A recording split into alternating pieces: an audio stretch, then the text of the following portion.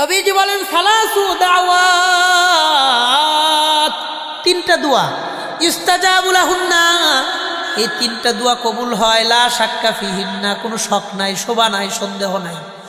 নবীজি যদি বলতেন, নবীজি যদি লা শাক্কা ফিহিন্না, সন্দেহ নাই, এ কথা যদি নবীজি নাও বলতেন, তারপরেও নবীর কথায় কোনো সন্দেহ নাই। কথা কোন ঠিক কিনা? নবীজি বললেন তিন দোয়া আল্লাহর কাছে কবুল হয়, কোনো সন্দেহ নাই।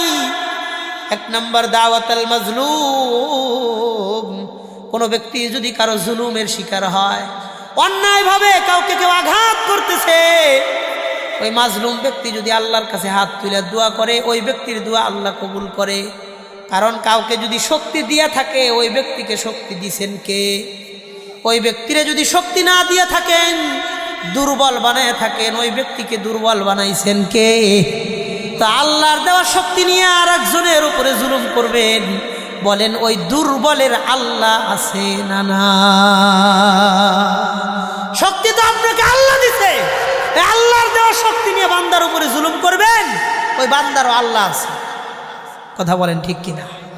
এই জন্যই নবীজি বলেন দাওয়াতুল মাজলুম, মাজলুমের দোয়া আল্লাহ কখনো ফিরিয়ে দেয় না। দুই নম্বর দাওয়াতুল মুসাফির, মুসাফিরের দোয়া আল্লাহ ফিরিয়ে দেন না। তিন নম্বর দাওয়াতুল ওয়ালিদি লিওয়ালাদিহি, মা বাবা যদি সন্তানের জন্য দোয়া করে, ওই দোয়াটা আল্লাহ কখনো ফিরিয়ে দেন না। এই জন্য যার মা বাবা আছে, দোয়া কবুলের একটা জায়গা আছে। আপনি ইমাম সাহেবের লগে দোয়া চান, কিছু হইলেই যায় হুজুরের কাছে, হুজুর আমার লেগে দোয়া করেন, ইমাম সাহেব আমগো লেগে দোয়া করেন, অমক হুজুর তমক হুজুরের কাছে দোয়া চায়, মা বাবার কাছে দোয়া চায় না। আপনার ইমাম সাহেবের দোয়া কবুল হবে কিনা এই ব্যাপারে কোনো হাদিস নাই, তার দোয়া কবুল হবে আপনার জন্য, কিন্তু আপনার মার দোয়া আপনার জন্য কবুল হবে এই ব্যাপারে হাদিস আছে। কথা বলেন, হাদিস আছে। আমি চাইতেছি না ইমাম সাহেবকে ছোট করা উদ্দেশ্য না, মা বাবাকে বড় বানানোর উদ্দেশ্য। ইমাম সাহেবের লোকে দোয়া চান, কোনো সমস্যা নেই, কোনো অসুবিধা নেই, কিন্তু মা বাবা বাচ্চা থাকতে মা বাবারে বাদ দিয়ে হুজুরের লোকে দোয়া চায় না। মা বাবা নাই তখন গিয়ে হুজুরের কাছে দোয়া চান, সমস্যা নেই, অথবা হুজুরের কাছেও চান, মা বাবার কাছেও চান, অসুবিধা নেই। আল্লাহ বোঝার তৌফিক দান করেন, কোন আমিন। মা বাবা কত দামি জিনিস, ওই সন্তানরে জিগায়েন যার মা নাই, যার বাবা নাই। আমি আপনি বুঝবো না, এটা চাইলেও আমি বুঝাইতেও পারবো না, আপনি বুঝতেও পারবেন না, কারণ ওই সিচুয়েশনে আমিও নাই, আপনিও নাই। কিন্তু যে সন্তানের মা নাই, যে সন্তানের বাপ নাই, ওরে জিজ্ঞাসা করেন যে মা এবং বাবা কত দামি জিনিস। সে সারা জীবন চাইলে নিজের বাবার চেহারাটা আর একবারের জন্য কোনোদিন দেখতে পারবে না।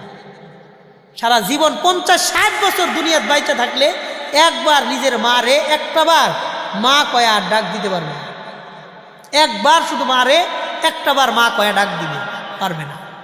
আমি জানি আপনাদের এলাকায় কোটিপতি মানুষ নাই, অধিকাংশ মানুষ কৃষক, ক্ষেত খামারে কাজ করে, অধিকাংশ। এরপরে যারা আছে সবাই নিম্ন আয়ের মানুষ।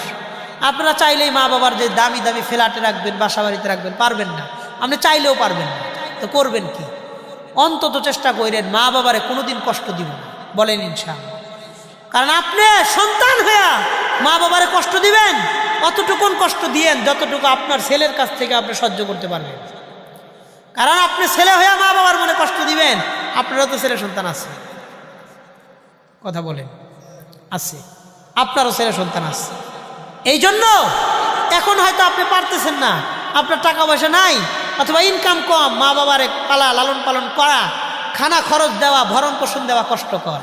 একটা সময় আপনার টাকা থাকবে, কিন্তু মা বাবা থাকবে না। সত্যি কথাই না।